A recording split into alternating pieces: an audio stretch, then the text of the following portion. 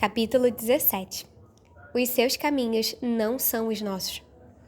Isaías, capítulo 55, versículo 8 diz: Os meus pensamentos não são os pensamentos de vocês. A mensagem desse livro é que somos inclinados a projetar a nossa expectativa natural sobre quem Deus é, sobre Ele, em vez de lutar para deixar a Bíblia nos surpreender com o que o próprio Deus nos diz. Talvez a passagem bíblica mais clara sobre isso esteja em Isaías, capítulo 55.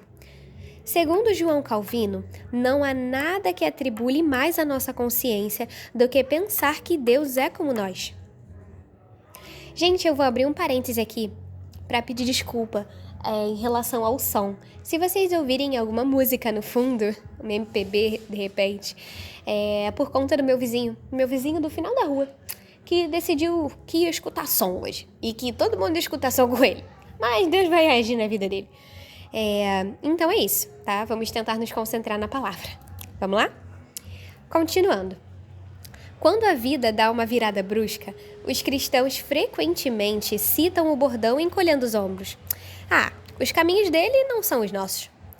Referindo-se aos mistérios da providência divina, em que ele orquestra os eventos de modo a nos surpreender.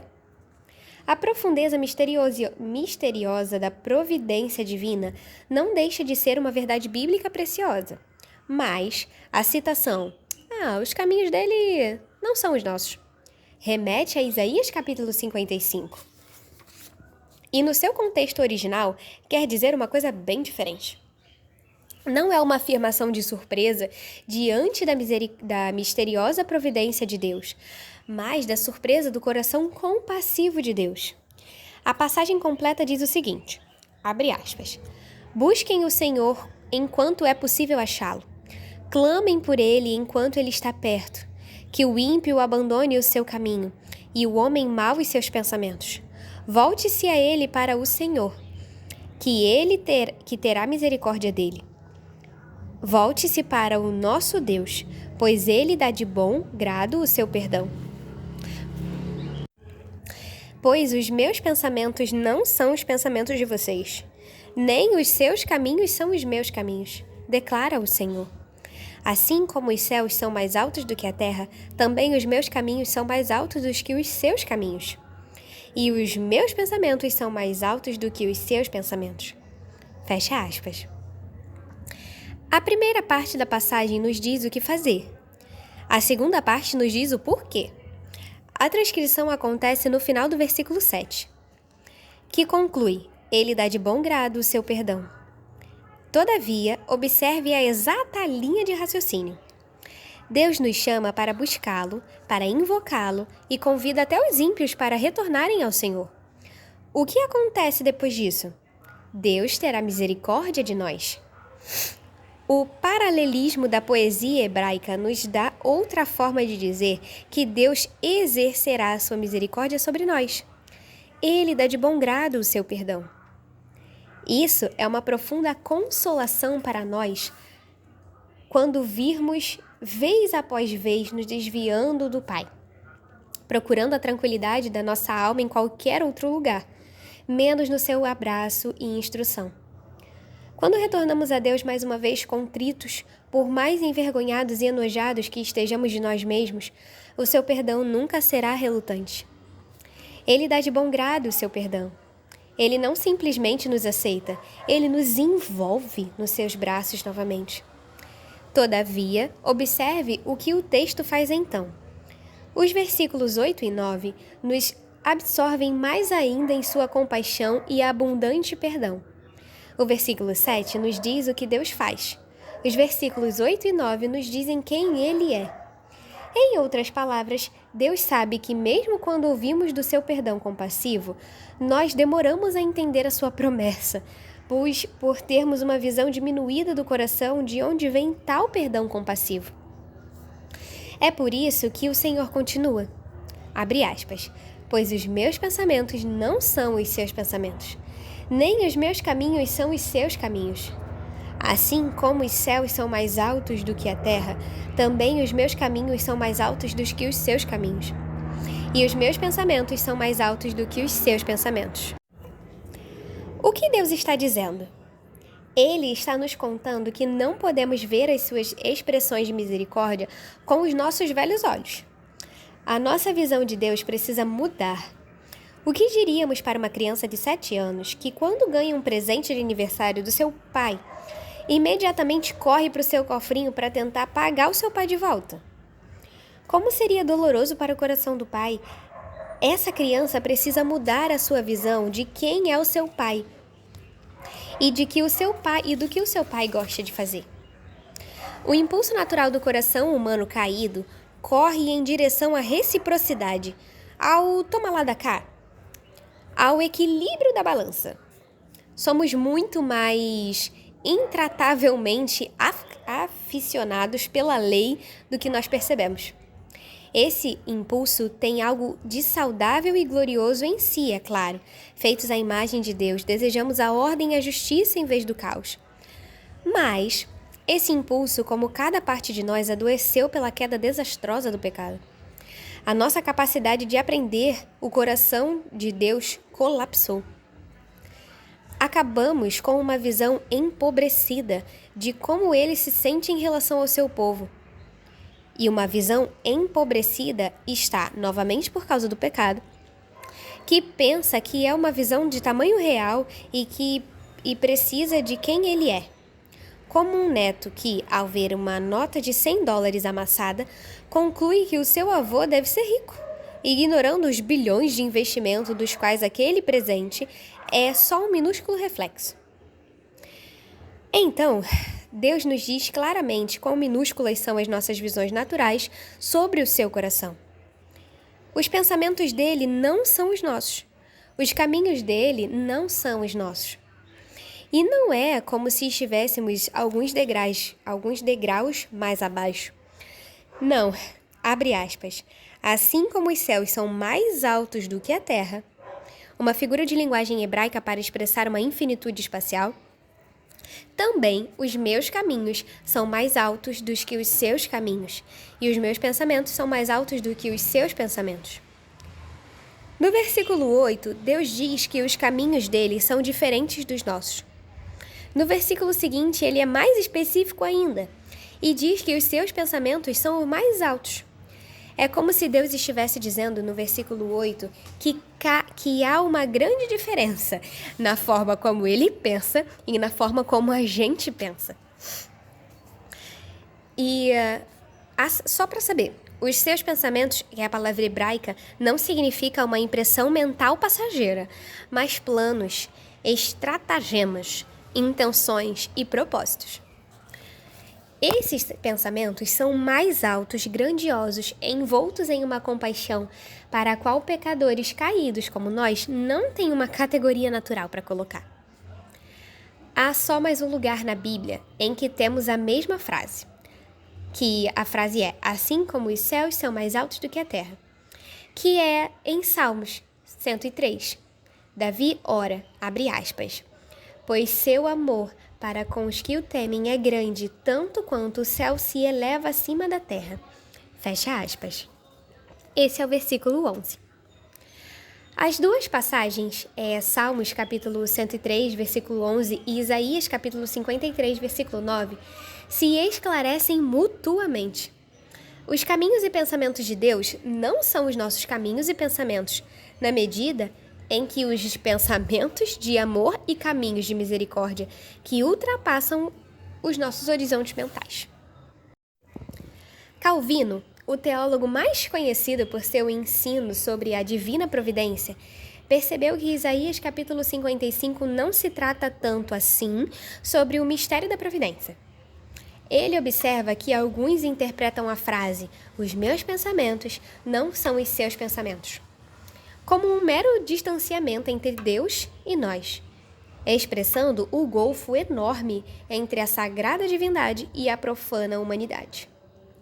Contudo, Calvino percebeu que, na verdade, o fluxo da passagem vai na direção oposta. De fato, há uma grande distância entre Deus e nós, isso é claro. Nossos pensamentos sobre o coração de Deus são minúsculos, mas ele sabe que o coração dele está inviolavelmente, totalmente e invencivelmente direcionado para nós. Segundo Calvino, abre aspas, já que é difícil remover o terror das nossas mentes, Isaías parte em seu argumento da natureza de Deus, de que ele está disposto a perdoar e a se reconciliar. Fecha aspas. Calvino então foca no cerne do que Deus nos conta nesse texto. Após identificar a interpretação errônea, ele diz, abre aspas, mas o que o profeta quis dizer, penso eu, é diferente e se explica mais corretamente, segundo o meu juízo, por outros comentadores que pensam que ele traça uma distinção entre a disposição de Deus e a disposição do homem. Os homens são inclinados a julgar e a medir Deus por conta própria, pois seus corações são movidos por paixões raivosas e são muito difíceis de apaziguar. Portanto, pensam que não podem ser reconciliados a Deus quando o ofendem. Porém, o Senhor mostra que ele está longe de se assemelhar ao homem. Fecha aspas. O termo que Calvino usa para a disposição de Deus aqui é um termo que remete ao coração. Lembre que quando falamos sobre o coração de Deus, estamos falando do poder engatilhado das suas afeições, a sua inclinação natural, o fluxo regular de quem ele é e do que ele faz. E a disposição divina, ensina Calvino, seguindo Isaías capítulo 55, é o negativo, o inverso da nossa disposição natural caída. As nossas apreensões letárgicas da alegria reverberante do perdão divino abaixam o nível de quem percebemos que Deus é, mas não limitam quem Deus de fato é. Abre aspas. Deus é infinitamente compassivo e infinitamente pronto a perdoar, de modo que se deve atribuir exclusivamente a nossa incredulidade, caso não obtenhamos dele o perdão. Fecha aspas. O coração compassivo de Deus confunde as nossas predileções intuitivas sobre como ele ama responder o seu povo, caso ele simplesmente deixe no seu colo a ruína e a bagunça das suas vidas. Ele não é como você. Até o mais intenso amor humano é apenas um eco tímido da abundância transbordante dos céus. É só um reflexo. Os seus pensamentos cordiais por você ultrapassam o que você pode imaginar. Ele pretende restaurá-lo ao resplendor radiante para o qual você foi criado. E isso não depende de você se manter limpo, mas de você levar a sua bagunça para ele. Ele não se limita a trabalhar com as nossas partes que permanecem imaculadas, depois de uma vida de pecado. O seu poder vai tão fundo que é capaz de redimir as piores partes do nosso passado, para que se tornem as partes mais radiantes do nosso futuro. Mas precisamos levar essas misérias tenebrosas para Ele. Não adianta ficar só com a gente. Sabemos que Ele é o restaurador futuro dos que não merecem. Porque é isso que o resto da passagem diz. Abre aspas. Saireis com alegria e sereis guiados em paz. Os montes e as colinas romperão em cânticos diante de vós, e todas as árvores do campo baterão palmas. O pinheiro crescerá no lugar do espinheiro, e no lugar da sarça crescerá a murta. Isso exaltará o nome do Senhor, e será um sinal eterno que nunca deixará de existir. Fecha aspas. O autor referencia o texto de Isaías, capítulo 55, do versículo 12 ao 13. Os pensamentos de Deus são tão mais altos que os nossos, que ele não só perdoa o penitente, ele se determinou a levar o seu povo a um futuro glorioso, pelo qual dificilmente ousamos esperar. A poesia desta passagem comunica de forma bela que o coração de Deus pelo seu povo aumenta o seu tom, à medida que passam as gerações, preparando para explodir na história humana no fim de todas as coisas. A nossa humanidade alegremente restaurada emergirá com tanta energia nuclear espiritual que a própria criação entrará em erupção, rasgando hinos de celebração. Essa é a festa pela qual a ordem criada espera ansiosamente, pois a sua glória está vinculada e dependente da nossa glória. O universo será limpo e restaurado ao brilho resplandecente, e à dignidade, à medida que os filhos e filhas de Deus entram em um futuro tão seguro quanto imerecido. Como podemos ter tanta certeza disso? Porque, embora os seus caminhos sejam mais altos que os nossos, a forma que os seus caminhos são mais altos é porque não percebemos o quão baixo ele se compraz em vir. Como lemos alguns capítulos depois em Isaías, abre aspas.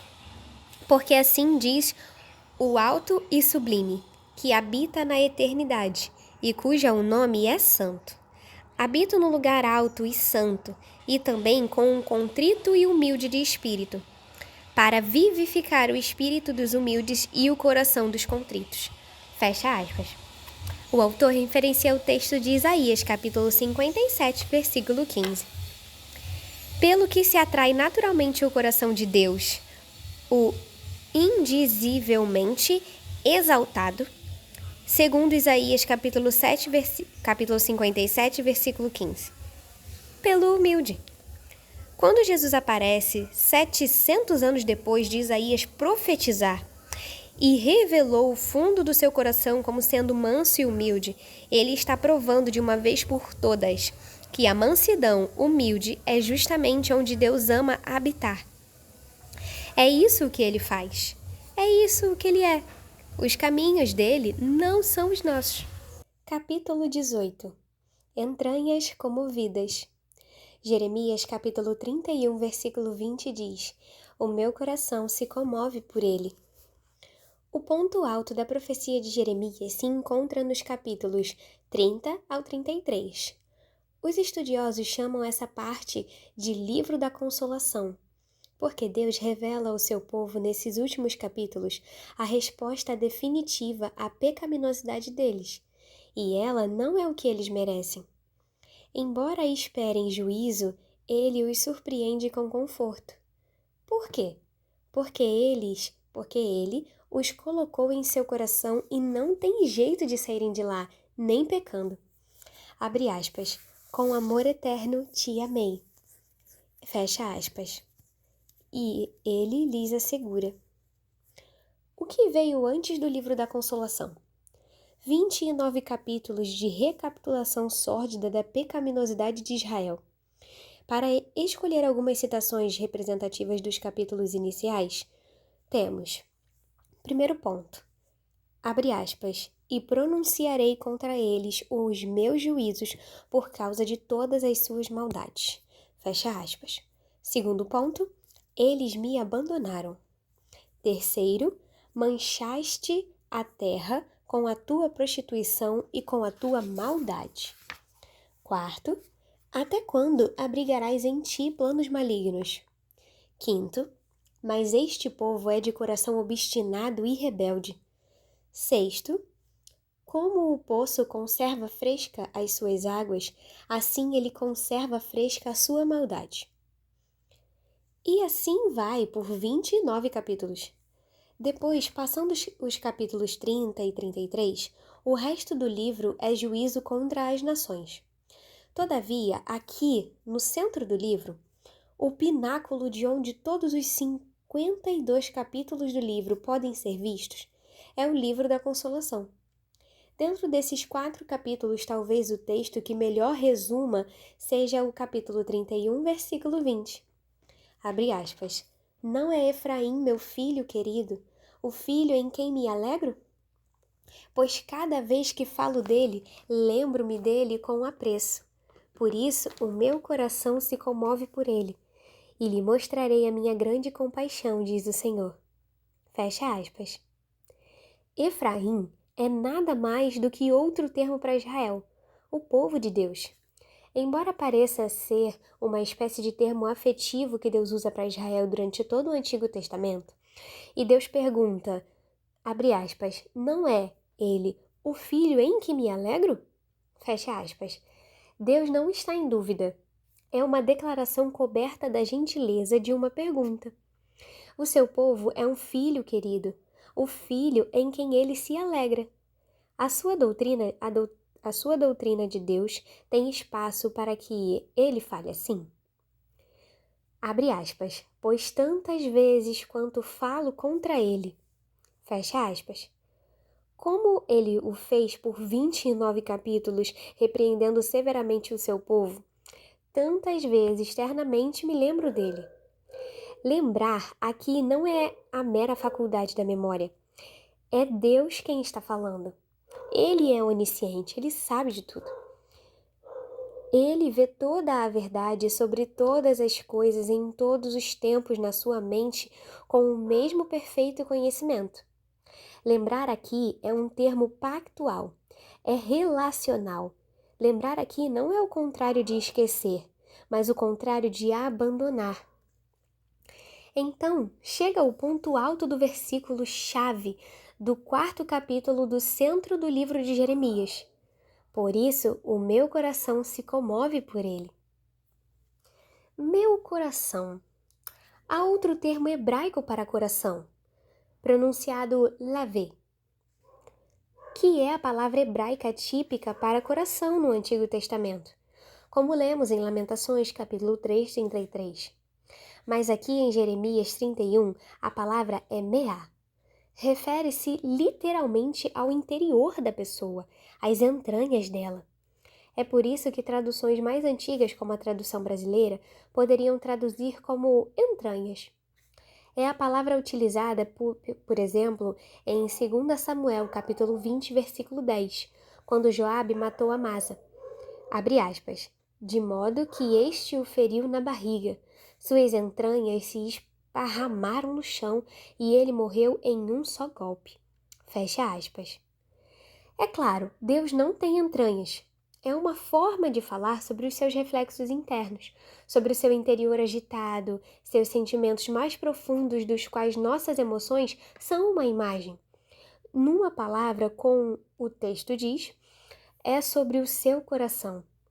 Calvino nos lembra de que falar das entranhas ou do coração de Deus não é cabível apropriadamente a Deus, mas, de modo algum, isso dilui a verdade que Deus está verdadeiramente comunicando a grandeza do seu amor para conosco. Observe que o texto diz o que o coração dele traz. Meu coração se comove por ele. O que é comover? É diferente de abençoar, salvar ou aterrar. A palavra hebraica aqui denota em seu radical a ideia de ser inquieto ou agitado, até mesmo de roncar, rugir, se atormentar ou atribular. Você percebeu o que Deus está revelando sobre si no que ele está insistindo? As suas gigantescas afeições pelos seus não são ameaçadas pela instabilidade deles, porque transborda do coração dele a turbulência do anseio divino. E o que Deus quer, ele consegue. Por isso, abre aspas, lhe mostrarei a minha grande compaixão. Fecha aspas. Se fosse para traduzir literalmente, o texto diria algo estranho, como tendo compaixão, terei compaixão dele. Às vezes, o hebraico duplica um verbo para enfatizar. O coração comovido de Deus livra, vez após vez, pecadores que se veem afundando no esgoto de suas vidas, ao longo de 29 capítulos, precisando de um resgate que eles não podem nem mesmo começar sozinhos, muito menos completar. Quem você percebe que ele é, justamente durante o seu pecado e o seu sofrimento?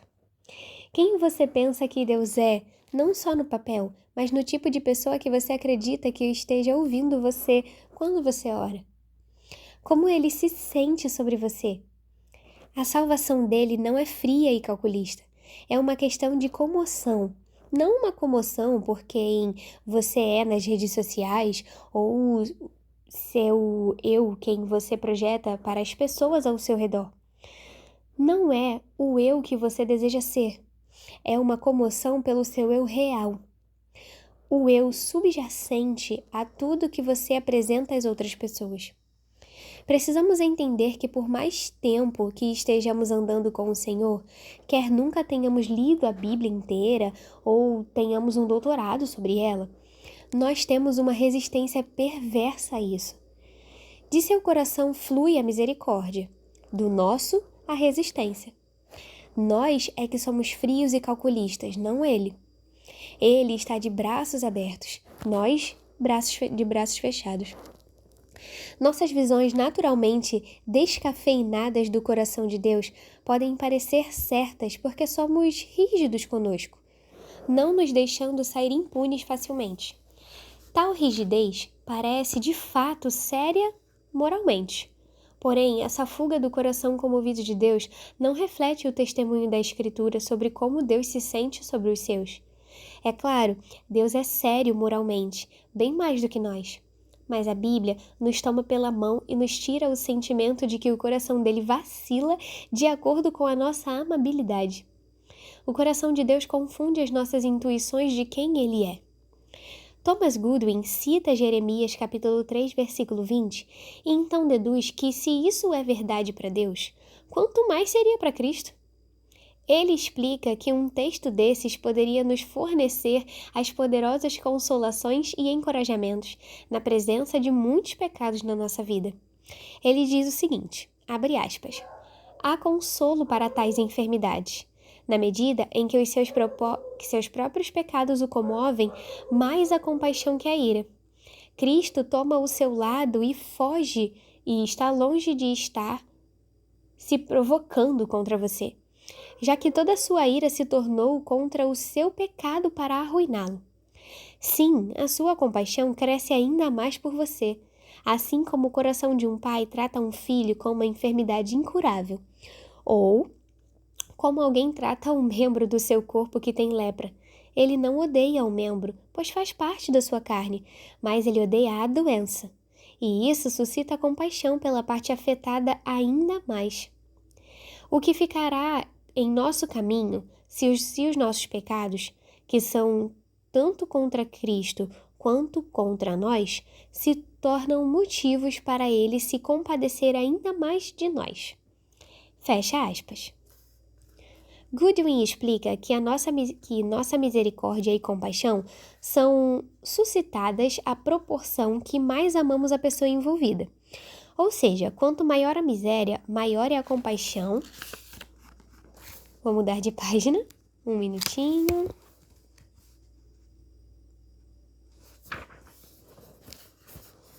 Da pessoa amada. Agora, se de todas as misérias, o pecado é a maior. Cristo nos trata assim. Como então ele responde a tanta feiura quando olha para a nossa vida? E ele, amando as pessoas e odiando apenas o pecado, todo o seu ódio recai somente sobre o pecado, para o libertar da sua ruína e destruição. Por outro lado, as suas afeições são ainda mais atraídas a você, tanto se você estiver sob pecado, quanto se você estiver sobre qualquer outra aflição. Por isso, não tema. Alguns de nós separamos nossos pecados de nossos sofrimentos. Somos culpados pelos nossos pecados, afinal, ao passo que, embora boa parte pelo menos, nosso sofrimento seja simplesmente o que recai sobre nós neste mundo arruinado pela queda.